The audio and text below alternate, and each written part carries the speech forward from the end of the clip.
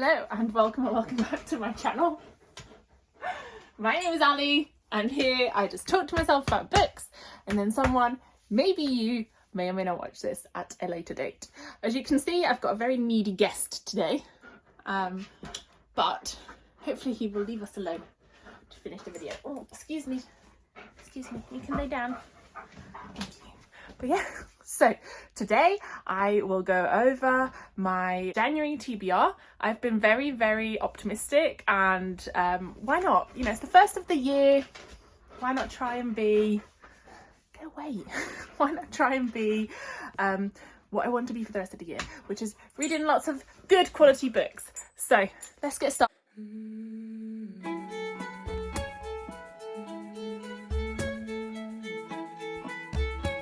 Hello, so yes, I am being very closely observed to make sure that I guess this video goes well, maybe, unsure. But anyway, we may or may not have another needy guest pop up here and there. I say another, the same one, but he may or may not appear. So as I said earlier, I would like to go through my January TBR. I've been very optimistic with it. But you know what, I think I can do it. I think I can do it because I've already started reading one of the books. I'm enjoying it and I think it won't take me too long to finish. And today is a holiday because it is the first of the year. Happy New Year. And yeah, that'll give me some time to read this. So, since I've already mentioned it, I'm currently reading Heavenly Bodies by Imani Eriu. This came as part of the Fairy Loot Romantasy subscription and it is a stunning edition.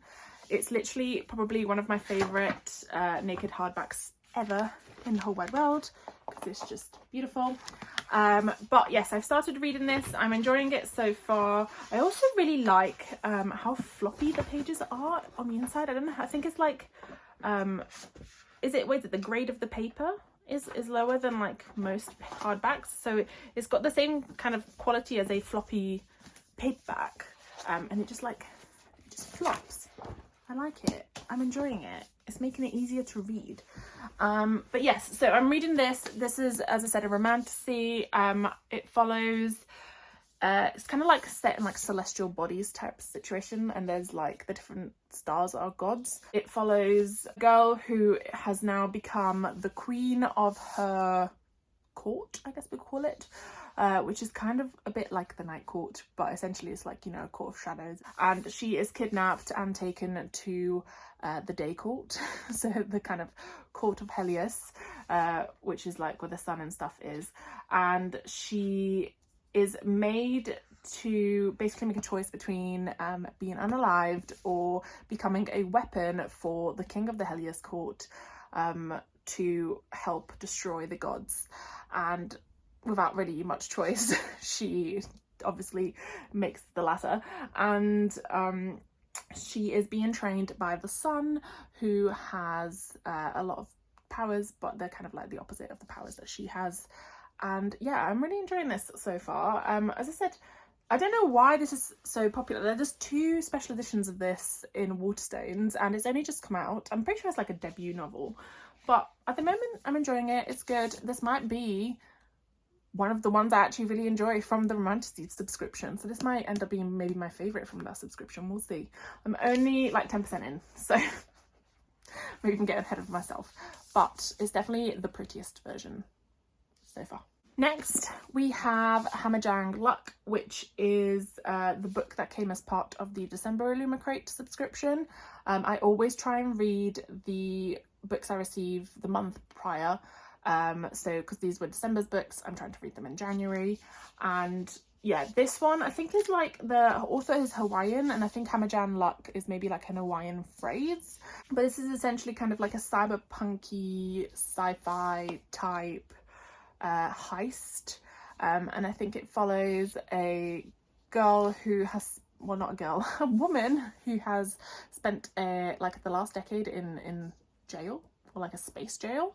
And it was all because of this one person that she ended up there because the heist went wrong. But now she's got the opportunity to try and get it right. However, it means working with this person again, and yeah, we'll see how it goes. Again, it's a really stunning edition. I really love like the holographic foiling. but we'll see. I was a little disappointed with November's. Actually, I was very disappointed with November's Illumicrate book. I ended up DNFing it at 50% in because I just didn't care. It wasn't necessarily bad, I just didn't care enough to continue with the story. I do still have it. Maybe I'll pick it up again at some point. That's this one here, which is the last hour between worlds, which is a bit like a, I don't know, like a Groundhog Day type vibe at a party.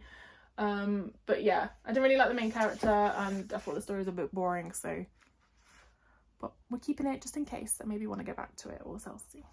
But yes, so this is going on to my January TBR as well. As I mentioned, I always try and read at least one classic every month. I already had my partner pick this out for me out of my little jar, and January's is going to be The Girl with a Pearl Earring by Tracy Chevalier. I honestly know nothing about this other than there was a movie with Scarlett Johansson in it and she was the girl with the pearl earring, and it's a very famous painting. So it's a historical fiction, obviously. I presume it follows the story of the girl with the pearl earring. And yeah, don't know anything about it, but I will read it, and it is a classic, and yeah. Now, for the main event, as I've mentioned multiple times before, in January I try and read exclusively, well, apart from those books that I just showed you, Japanese translated fiction or books about Japan, because I follow the book tag Japan in January, which is hosted by, I can't remember right now, but I will put it down below. And yeah, I've been saving any books by Japanese authors that have been translated into English for the past 6 months or so, and now I have a little pile here that I'm going to talk you through. So first of all, I thought it'd be quite nice to break it up with a manga. So I'm continuing with the Dragon Ball series. This is the third 3-in-1 volume, and it covers volumes 7, 8 and 9. I love this story. Again, I grew up with it and it's just really nostalgic and really enjoyed it. It follows the tale of Goku, who is a little boy with a tail and a lot of strength, and it's basically like a martial arts it's like a combat manga and anime, and there's like different creatures and aliens, and he makes, you know, found family vibes, and yeah, I just love it. It's just fun, and so I would definitely be reading this one, also because it's a quick read. And next, I have mentioned this in a previous video, but I thought it's not a translated fiction, it's a non-fiction book about Studio Ghibli movies. But again, Studio Ghibli is like massive. It is an internationally known studio, and they make a lot of movies, and it does incorporate a lot of Japanese culture in there. So I thought it'd be quite interesting to read about like the studio and the culture and stuff, etc., and just like the common themes across all the Ghibli movies that are included in this book, which is quite a lot of them. You can see them down here, and yeah, so I'll definitely be reading this. Next we have 2 books by Seishi Yokomizu, and that is The Honjin Murders and The Devil's Flute Murders. I know these are not in order, but I've been told that you can just read them in whatever order you want. I think this is the first one, and then I don't know what number one this is. I've been told that Seishi Yokomizu is basically Japan's like Agatha Christie, but male version. And these are just going to be kind of lovely historical type murder mysteries, so I'm very, very excited for them. I've not read any of these books before. I've been putting them off for a while, but I'm very excited to get started into these. I don't know anything about them, I don't want to know anything about them, but they're kind of set in around, is it like wartime, so maybe like 1930s, 1940s, and yeah, very much looking forward to these. And also I love these covers. They've been recently, I think, redone, and I really, if I end up enjoying these, I will definitely be getting more in this series. There's quite a few. Next, I have a book that I bought well like months ago, but I've been saving till now, and that is There's No Such Thing as an Easy Job by Kikuko Tsumura. This follows the story of a woman who is just fed up. She wants an easy job, she wants a job that requires no thinking, no writing, no reading, and so she goes to the unemployment agency, and that is exactly what she asks for. And the unemployment agency sends her to this office building where she just has to watch this author who is suspected of having like contraband has to just watch like a live feed of like CCTV of this person. Does she like it? Does she not? Unknown. But basically I think there's going to be a lot of like self-reflection and stuff, and yeah, I've heard good things about this one. I've had it, as I said, on my shelves for a while. I've been waiting till January to read it, so I'm quite excited for this book as well. Next I have a Fitzcarraldo edition, and that is Mild Vertigo by Mieko Kanai.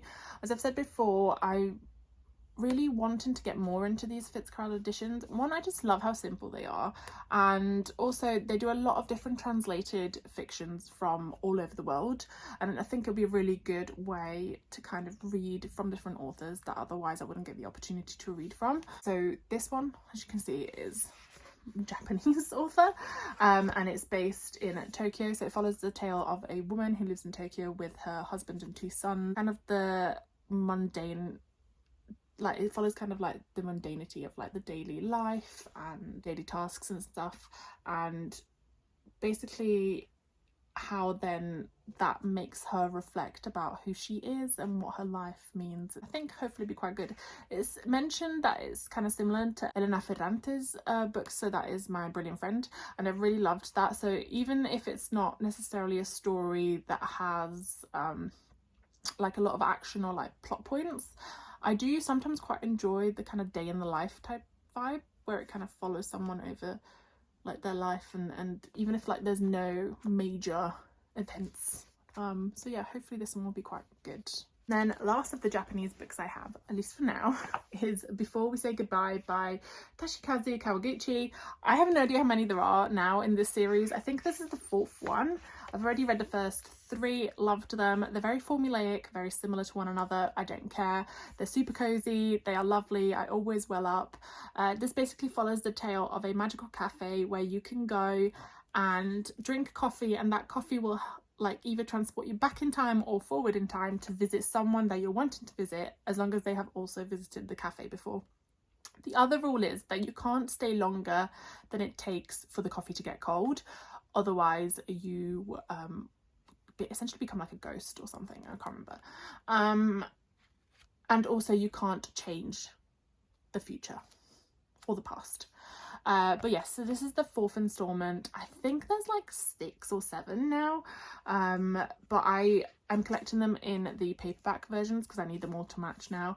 And yeah, so I think this is the last one that's out in paperback at the moment, but I'm very much looking forward to this as well. Also, they all have like a little cat on them and they're so cute. Then the last book I'm hoping of reading, or at least that I've put on my TBR for now, is The Ashes and the Star-Cursed King by Carissa Broadbent. I read The Serpent and the Wings of Night. That was my last book of 2024. I quite enjoyed it. I did think it was a bit overhyped. I was expecting like a lot more based on what everyone's been saying. I was expecting it to be like a 5-star read, and it wasn't. It was like a solid 3.5 stars for me.